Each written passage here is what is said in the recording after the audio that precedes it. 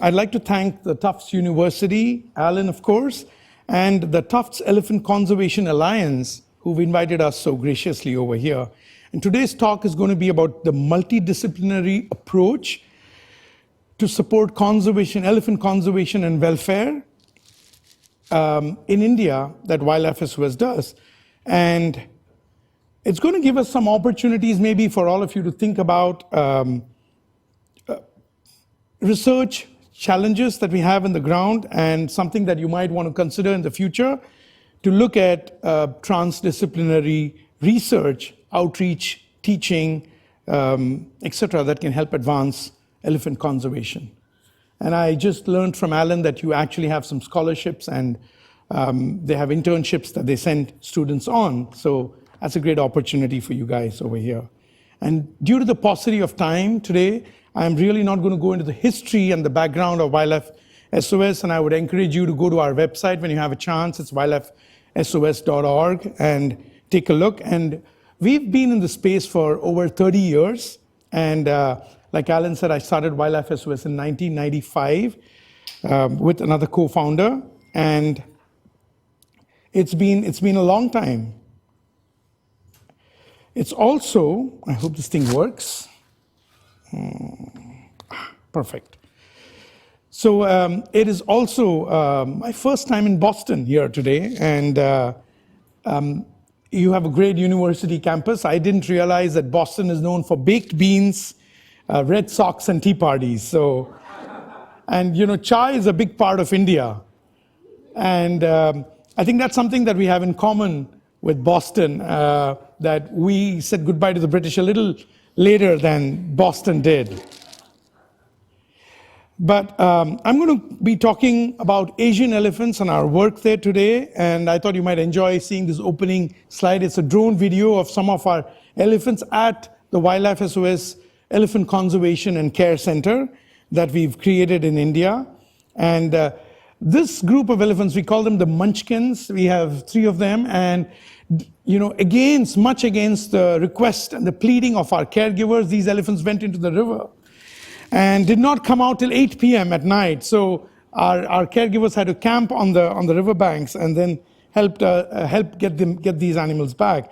So it gives me personally and our whole team a great deal of joy to be able to make a difference to help elephants in distress and help them be elephants. Now, I usually like to start speaking about Asian elephants to give you a little bit of background and some basic facts. You probably already know this, but India is home to over 60% of Asian elephants, and there's about 40,000 of them in the wild, and over 25 to 27,000 remain in India. That's what's found, and they are an endangered species. Females do not have tusks compared to African elephants that do have tusks. Both females and males have tusks. And about 10 decades ago, there were 1 million elephants. But today, that's the loss we've had, over 95% loss of individuals due to multiple causes: habitat destruction, poaching, illegal trafficking, etc. Now, like I mentioned, this is the map of India. You can get a sense of where Wildlife SOS has projects across India. And we have also these states that have elephant populations. There are 4 large notable populations of Asian elephants. From the top, you have the northern Asian elephant population. Then you have the northeastern Asian elephant population, the eastern and the southern. Those are the 4 populations we have. Now, why has the world lost so much of the Asian elephant population? Well, the answer really surprises a lot of people because, you know, we all hear about poaching of African elephants for ivory, right? But when you look at this photo, what is the stark difference that you see between these 2 female elephants? No tusks, right? And so Asian elephants aren't poached for tusks. The bulls are poached for tusks, but the Asian elephant females are often poached for illegal captivity to be used for tourism and begging and and temples and things like that. So there are about 300 to 400,000 African elephants currently. That's the population in the wild. Whereas there's about 40,000, 1/10 of that in terms of Asian elephants, just so you have a comparison of the two species. Now, there are many reasons why the populations are falling, and here are some of them. Habitat fragmentation and habitat loss is a major issue. Capturing illegally, because there's no hunting in India, and I'll go into that a little bit later. And there's a lot of human-elephant conflict, which we call HEC in India, the anthropogenic risk. And India, I must say, despite being the most populated country on the planet today, the country deserves a lot of credit because they've been doing much better than the other Asian elephant population countries in protecting the Asian elephants. How does Wildlife SOS help wild elephants? So I think we can all agree that there is a lot that needs to be done to protect wild elephants and conserve them, and to prevent harm from coming to existing populations that we have currently. So our programs are designed to help these animals in the field and these populations. Now, I'm not going to get into too much detail because otherwise we'll be talking over 3 more classes and I can talk till the evening, so we'll avoid that. I know we have a hard stop at 12:50 over here. So what I want you to know is that we have a multidisciplinary approach of research, field data gathering, education. We also assist in habitat conservation, corridor protection, and mitigating human-elephant conflict, which is the key aspect in today's day and age. Advocacy and medical outreach also for elephants that are in distress or get hit by trains or trucks or get into other conflict. Now, I'm going to get into the details of just one of our programs so you get a sense of what we are doing. Now, a few years ago, something unusual happened. This is a herd of wild elephants crossing a street in the central Indian state of Chhattisgarh. And this state had not seen elephants for over 100 years. But suddenly, these elephant herds moved in because they lost their corridor from in a different state. And that's when they came and decided not to leave in that area. But that also resulted in elephants wandering around villages, knocking over houses, getting into people's crop fields. Farmers lost their entire crop for the year with just a few hours of elephants wandering through their fields. Now, crop raiding became a daily conversation subject with these people. And the havoc that these elephants created in the local communities was indescribable. People were being killed accidentally because they just didn't know how to behave around wild elephant herds. Crops were being damaged, livelihoods were being destroyed, and people were terrified, and they were demanding that this herd of elephants be killed. You can see the damage over here. And you can see in the graph over here, the number of human fatalities and injuries started to climb significantly and quite rapidly. And the people were really demanding that something be done, and they were resorting to a lot of retaliatory and revenge killing techniques like putting bombs in food and baiting the elephants and throwing petrol bombs on these animals. So the elephants were at risk, and so were the people. And that's when we stepped in to help. So Wildlife SOS was called in by the government of Chhattisgarh. So we partnered with the government. And the first thing we did was get a radio collar or GPS tracking device on the matriarch of the herd that leads the whole herd. It's a lot harder than it looks like on the photograph. And you just can't walk up to an elephant and put a collar on it. It takes weeks and weeks of tracking these elephants on foot, which is quite dangerous for our team. And we've got to keep watching them, tracking them with tranquilization equipment like a dart gun and drugs. And when the female matriarch separates from the herd, or there's a distance between the herd and her, that's when we use a calibrated dose after kind of guessing the weight of the elephant and then calculating your dose. So you can get standing sedation. This is what this elephant is under. She's sedated, but she's on standing sedation. so she doesn't fall over. If she falls over, then the whole process gets a lot more complicated because you can't lift an elephant's head and put the collar from underneath. You need to have her stand in. And then you blindfold her to make sure that there's no visual stimuli. And that's when you put the collar over.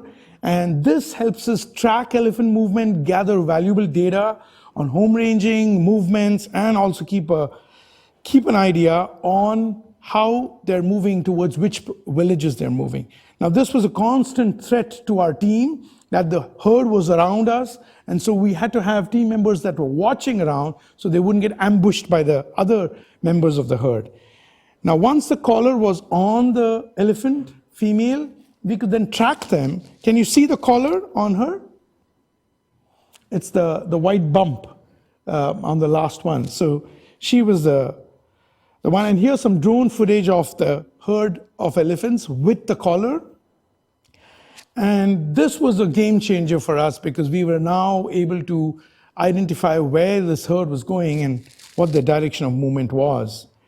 And once we had the GPS collar, we were able to track their movements. As you can see in these charts over here, we were able to actually calculate, plot, graph, and kind of predict where these elephants were going to move. So they were smart. They decided to move into the cropping fields during harvest season and out back into the forest when there was no harvest season, when there was nothing to gain, because crops gave them high value nutrition in high density at a very low amount of effort. So it made a lot of sense for these elephants to get in there. Now, the big life-saving component of knowing where the elephants were in real time was that we were able to then use WhatsApp. Some of you might know what WhatsApp is. It's a thing that's very popular in India, and now Facebook owns it. So we could then predict where these elephants were going. We could alert villagers in time, and it was a low-cost, low-tech, easy way of notifying people where the elephants were heading. And we were also able to intervene when required to prevent conflict between people and elephants. Now, here's another example of how the whole WhatsApp group notification that alerted people in a certain way worked. So there were groups that we created with multiple villages. And so that would basically alert them where this herd was. And Chanda is the name of the matriarch. And that was her code. And we would just alert that these are the villages that her trajectory is going to go towards. And then they would immediately alert all the local people. And it really helped save human lives on a real-time basis. And in all of these different villages we recruited, you can see how the map shows all these villages that are scattered around that landscape. And we recruited youngsters and youth from the local villages to get involved, get on that group, and then we trained them in how to take the lead in protecting their village and communicating with their communities members about the movement of the herd and what to do when the herd did turn up. And it was a huge game changer to prevent the conflict between people and animals. So our teams on the ground went from village to village and taught them about elephant behavior and how to avoid conflict and unfortunate incident between people and elephants. The key was to teach them about elephant safety and capacity building so they would be empowered with the knowledge of how they could protect themselves, their property, their crops. And sometimes it would be as low-tech as just getting out there, getting a group together when you know the elephant herd is heading to your crop fields. You get out there with your pots and pans and sticks and make a big racket, and it's low-tech, but the elephants go away and they're like, I don't want to get into that village anymore. So we had scientists tracking the elephant locations. We had educators at the same time going to the villages and educating them about this risk that they had and how they could easily mitigate that. Now, this is kind of how the alarm system worked. It's an early warning alarm system that we figured out. So we get about 200 alerts per month, which is divided into 6 to 7 alerts per day of the movement of those herds. And the herd, once they got to a safe place, they'd hang out there sometimes for a couple of days or sometimes for several hours. And the wildlife SOS team and the local forest department would immediately reach the area where the herd is approaching and use physical deterrence if they are going to a village. And if they're not, then we just let them be. And the community representatives in all those critical villages were a part of that whole group. So community participation was a very key thing. And we use radio announcements. We also had a local radio channel, and 6 p.m. every evening, they would let us broadcast for about 6 minutes or so about the movement of the elephants, what trajectory they were going in, what they'd been doing. Basically, those elephants were like the celebrities of that radio channel. And we worked with the local forest department and the local communities, and that was really the key to changing that whole situation.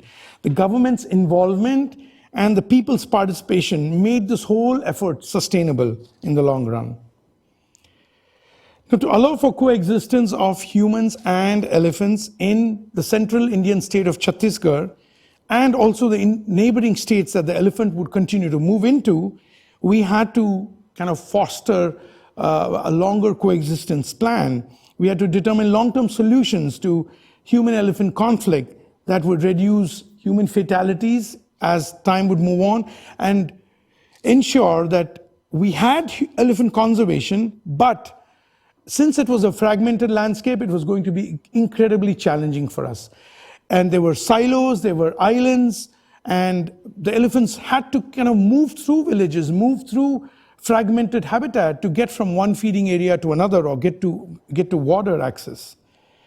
And so the strategies that we had to address conflict included training and working with forest officials and the local communities in elephant avoidance behavior, working with the local villagers, teaching everyone from children to adults, and to help them understand that these elephants are here to stay. We can't wish them away, we can't get rid of them. We've got to learn to form a long-term coexistence relationship over here. Now, since working in the area, we've seen a significant decline in the number of people that were injured and killed, so fatalities reduced drastically. The government was thrilled about our involvement. They were really happy. And the other issue that we were parallelly working on was conflict between bears and people as well. So we still have a team that's working on that. And the tolerance for elephants in that area significantly increased because our team's presence reduced human deaths. And property damage reduced as well. So did crop damage. And we've seen several other herds now move into that area, and the dynamics are changing, which means we have to alter our strategies as well moving forward. The elephant GPS collar is no longer on the matriarch. She managed to smash it and get rid of it eventually. But because of other systems that we have in place over there, we are still seeing a reduction in human-elephant conflict. But our ultimate goal was to prevent people taking the law into their hands, damaging the elephants, or asking for them to be killed or captured. And that's been successful. We've been very successful with this. Now I'm going to quickly segue into captive elephants in India. And something that's unique to Asian elephants that you don't see much of in African elephants is that in the range countries, Asian elephants are used heavily in captivity. And when you see this photo, it might be making you wonder how these people are even alive and how they're not getting killed by these large bull elephants, right? And this is because of the fear and the intimidation that is used in the training, the brutal training techniques. All of those elephants were captured from the wild, each and every one of them. And so they use a very harsh technique called katyarikal or pajan, basically to break the spirit of these elephants. And they are wild animals after all, but they're controlled with fear and intimidation. But that said, we do lose human lives each year when we have processions like this. I guess it helps that India is the most populated country on the planet, on a lighter note. So, yeah, and 75% of captive elephants are illegal, sadly, and nearly 3,000 elephants live in captivity. Now, like I mentioned, across India, elephants living in captivity is a problem. There are many ways that an elephant can be kept in captivity. Temple elephants are one example and represent hundreds. Like I said, temple elephants live like this. This is Suraj. They are shackled, live in chains, have a terrible quality of life. And we were eventually able to rescue him in 2015. And he spent over 4 decades in this temple tied up this way. And this is him once he was at our facility. Now, elephants are used in many ways. Like I said, temples is one way. Then we have tourism, which is riding. And so we've got to do a lot of education to get people to understand this. The other way that they're used is begging. Begging elephants are privately owned very often and are seen at weddings, walking on streets, and at ceremonies. These are some of the most neglected and abused captive elephants. Unfortunately, the trafficking that is done of wild elephants to feed these industries is what is horrifying. You also have circuses, but thankfully, India has recently banned circuses, so no more elephants in circuses at all. And this is one area that you just don't see them. So, although you do see a lot of captive elephants, there are lots of laws that we have to protect them. A few noteworthy points are that the Wildlife Protection Act of 1972 was a very visionary piece of law and policy, and it was way ahead of its time when it was introduced. So no hunting is legal in India. You cannot hunt anything at all, no species. And so if you come to India and you can't shoot a tiger or an elephant or a deer or anything for that matter. And another noteworthy thing is that the WPA is somewhat like the IRA, where you don't need a warrant for an arrest.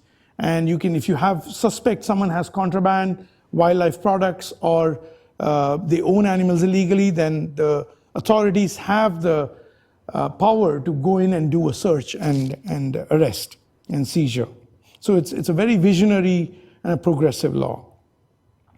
So it also makes it illegal to buy and sell elephants. I'll come back to this point, but it's critical for protecting elephants from becoming more captive, to increase the captive elephant population. And you can have up to a 7-year jail sentence, and it's non-bailable if you're caught and convicted through this process. Now, I can imagine what you guys are thinking now. Why are there so many captive elephants if you have such good laws in India? So the problem is the implementation of these laws and the enforcement. So our estimate is that about 50% of the elephants, like 50 to 75% of the elephants, are illegally owned. And this is what usually happens. So at some point of time, wild elephants are trapped. A baby is separated from the herd. And they're then put through this very horrific procedure called Pajan. This is the photo of a crush cage, where the brutal process of basically starving and breaking the spirit of this wild elephant is done. And these are the sophisticated training tools that have been used for a long time. These are traditional tools. And so Wildlife SOS is now working to change this through education training on the field. And we have a lot of American students, American zookeeper staff who we're actually inviting to come, and experts and veterinary doctors who come down and work with us to try and change this on the ground. I do have a video of a few seconds which I'm going to show you of this whole breaking process. It might not be very pleasant, but please bear with me to see it so you can understand what the reality is. Look at it from an academic point of view.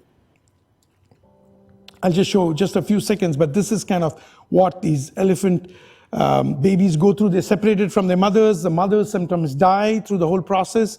Elephant calves die. This is the capture process. And they use other captive elephants to also pull them and guide them into the truck. And they're kind of goaded in almost, and they usually reach badly wounded and with septic wounds and stuff. So cost of buying some of these elephants illegally can be $500,000. I know I already told you it's illegal to buy and sell elephants, but that's what the industry is, like drugs. Because of the huge sums involved, you can see why it can be a huge problem. So it's not illegal to inherit an elephant, but it's illegal to buy or sell an elephant. So often elephants are gifted or inherited, and the paperwork is fraudulent. And when a legally owned captive elephant dies, it's not uncommon for the paperwork to be used fraudulently to legitimize another elephant that was illegally owned. So some of you might recognize Raju. This was an elephant we rescued in 2014. And he was a begging elephant that was illegally owned. And as far as we could trace, he had switched about 25 to 27 owners during his lifetime. So elephants illegally owned do not have proper paperwork. Just to go over that, this is how we are able to usually move in and take action and work with law enforcement to help confiscate an elephant. And this is a photo of Jasmine. And after decades of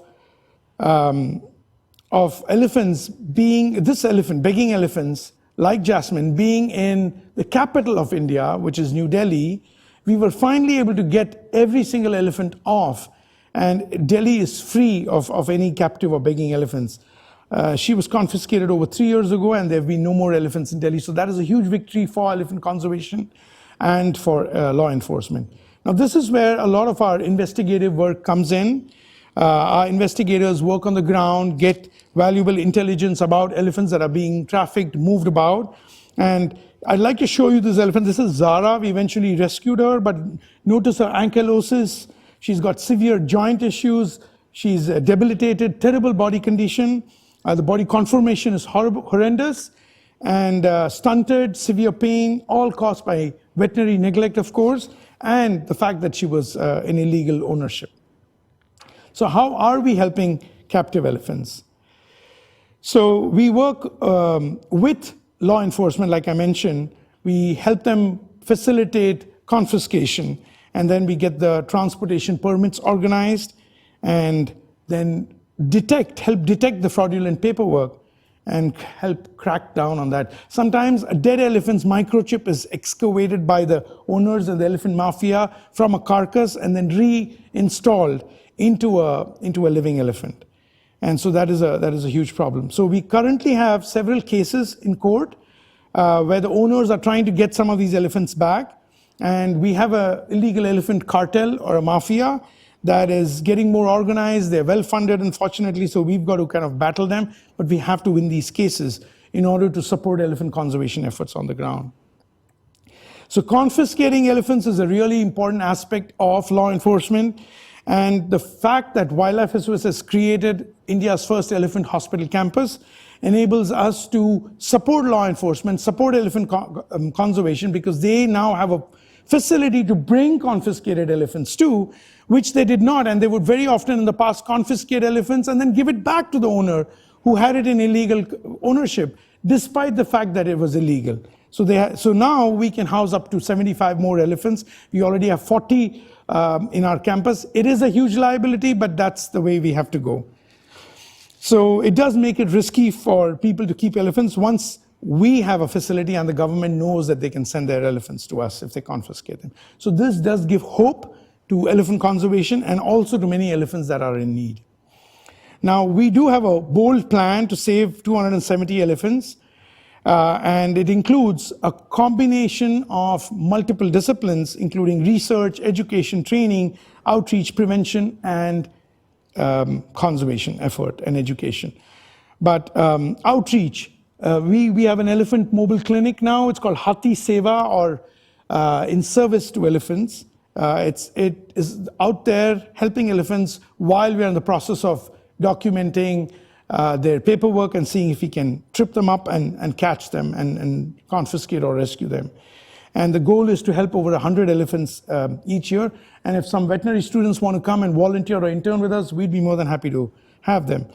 And outreach, and this is one of the elephants that was down. We managed to get the Indian military who came in and helped us to help this elephant. Sadly, he didn't make it, but that is one of the reasons that we want to avoid delay in veterinary care to some of these elephants. Training, we're bringing in skilled vets and skilled experts from around the world to come and help with elephant care. And just recently we ran a workshop, the first ever one of its kind, for acupuncture on elephants. And here they're using a plush toy to teach and practice on the acupuncture points. And of course, you rescue. Without rescue, unfortunately, the whole conservation effort falls apart. And this is an elephant called Manu we rescued about 6 weeks ago. You can go to our website and see more about it. But like Moti, the other elephant, he collapsed, and we didn't think he would even make that journey to our hospital, but he did. And this is him a couple of weeks later. And so we do a lot of prevention work, which is working with law enforcement and preventing the poaching right from the base. And of course, education. So we have a empowerment website called refusetoride.org that we try and help people read so they are better informed and more educated about what happens to elephants physiologically when people sit on their backs. You know, we have vertebral column pieces, we've got X-ray evidence that actually shows that it is hugely damaging. And the goal is that if people have less demand for riding of elephants and for temple elephants, then the pressure on poaching of elephants from the wild reduces. And that removes the possibility of elephant calves being poached, going through that whole brutal process to be trained for captivity. We also do a lot of training workshops. We have veterinary students from around Europe and around India coming to our training facilities because the number of cases we have every day is just horrendous. I mean, we have so many of them. We also run student, volunteer, and intern programs. And we still have a few minutes. I have a quick case. Would you be interested in a small case study of a baby elephant that we rescued from a train accident? Or do you want time for questions? Quick. Yes, no? Case study, all right. So then I'm going to quickly give you this case study. This is a 9-month-old elephant calf that was hit by a train in the Himalayan state of Uttarakhand. And I'm going to quickly show you a video. So it's not the real video of her getting hit, but it's like an AI version of it. So this is what happened. We have train tracks that go through forest areas. The mother got killed instantly, unfortunately. The calf was thrown off the tracks, was completely paralyzed.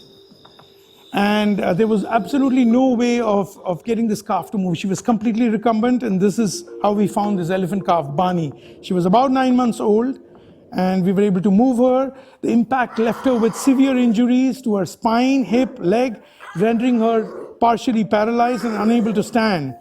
And we had to do a lot of focused medical treatments and dedicated efforts. That's Geeta Seshimani, who's our senior co-founder of Wildlife SOS. So we were able to move her to the Wildlife SOS Elephant Hospital, helped Bani make a lot of progress. We used Ayurveda treatment, which is an ancient form of treatment.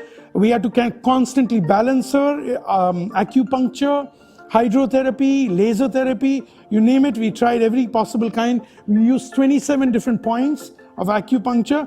And it's remarkable the amount of progress she's made in the last 7 months. And she is the savior. We named her after Mother Earth. Bani is the name.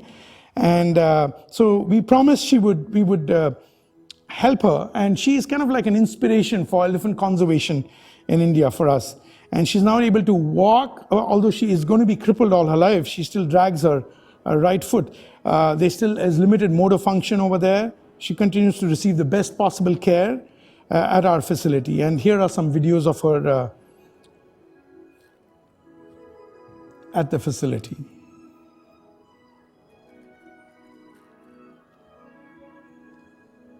And she's very quickly become the most mischievous elephant at the center. Tears everything apart, and we have to have a construction company on standby to fix things. So yeah, this is all the volunteering stuff. We also, for those of you who don't get time to learn more or interact with us, you might have other classes to run to. So we have a Nat Geo Wild series. It's on Disney Hotstar. It's also sometimes on Nat Geo Wild. It's called Jungle Animal Rescue or India's Jungle Heroes. It's 6 episodes. I'll just give you a quick video of how it kind of works. We do work with tigers, leopards, elephants, monkeys, birds, reptiles. But elephants is something which is a big thing for Wildlife SOS. So yeah, that's about it. I think I will segue to the last slide now. If I go into any more slides, we'll run out of time for questions. So the elephant population in India is declining, and there is hope to save Asia's elephants, Asian elephants in India. And this is the best hope that we have of working together. And India has been helping Wildlife SOS has been helping India's wildlife and elephants for 3 decades. And as I mentioned earlier, we've lost 95% of the population already. The situation is critical. And more needs to be done in the field to protect wild elephants and helping those in captivity as well. So these two are tightly connected. And I think it's an important mission for all of us to kind of get together. I notice we have people from Massachusetts for elephants as well over here. And we have our team here, led by Alan. I think we can definitely make a difference. So I'd love to invite all of you to come and visit our campus in India at some point of time. Do keep us on your radar, and we can move into question and answers. Thank you.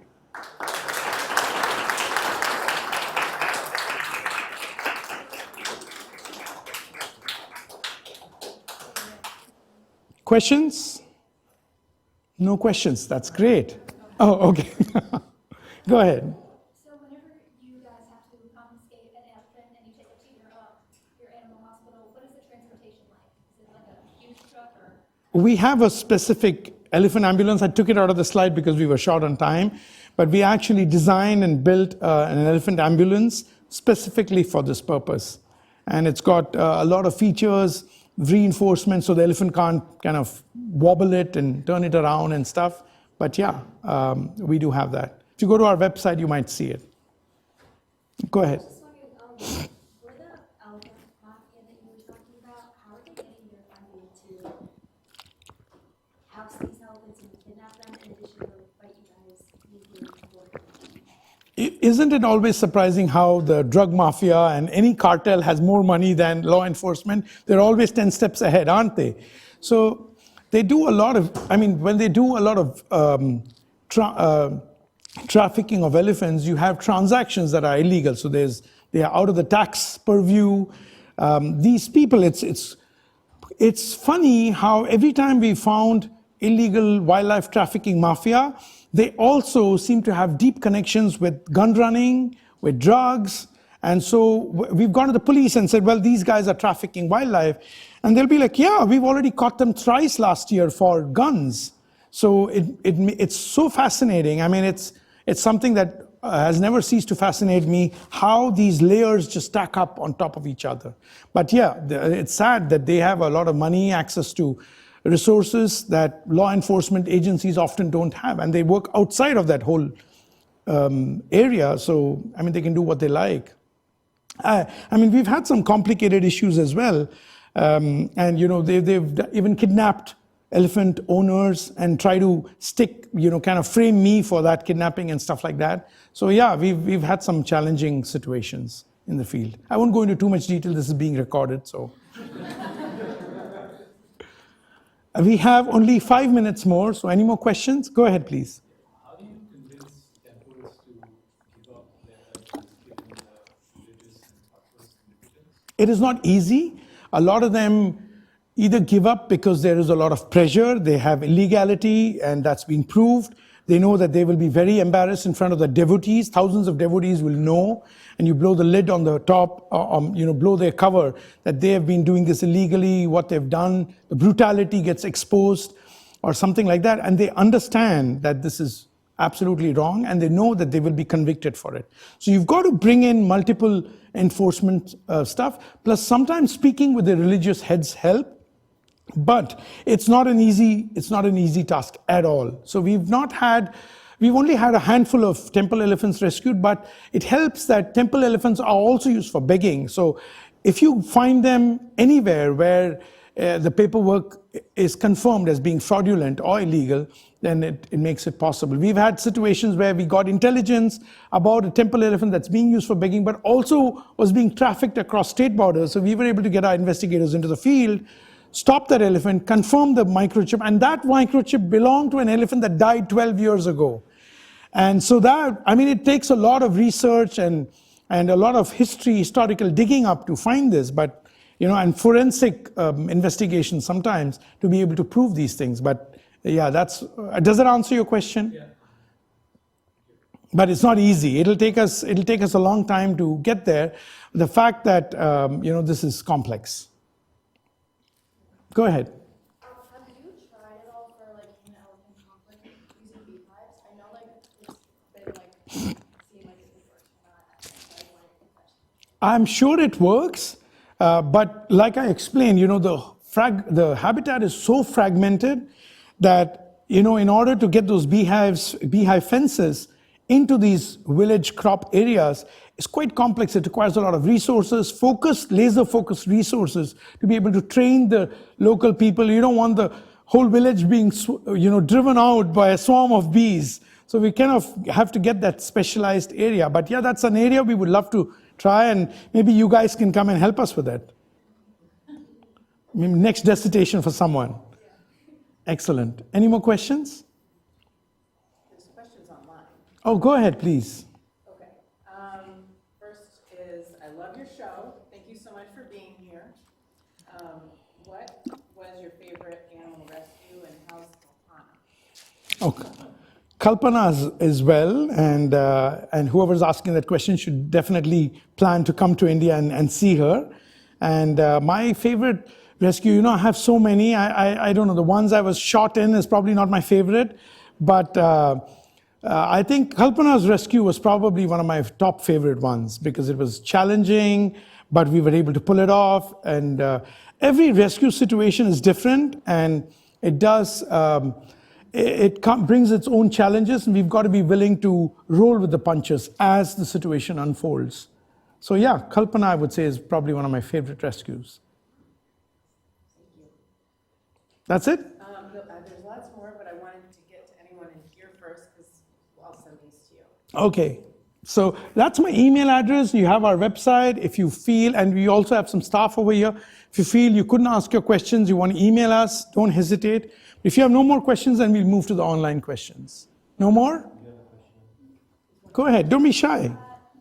Obviously, trying to care for 40 plus elephants is not going easy. So I was curious how sort of this entire operation is It costs us several $1 million every year, so I rob banks to fund it. Just kidding.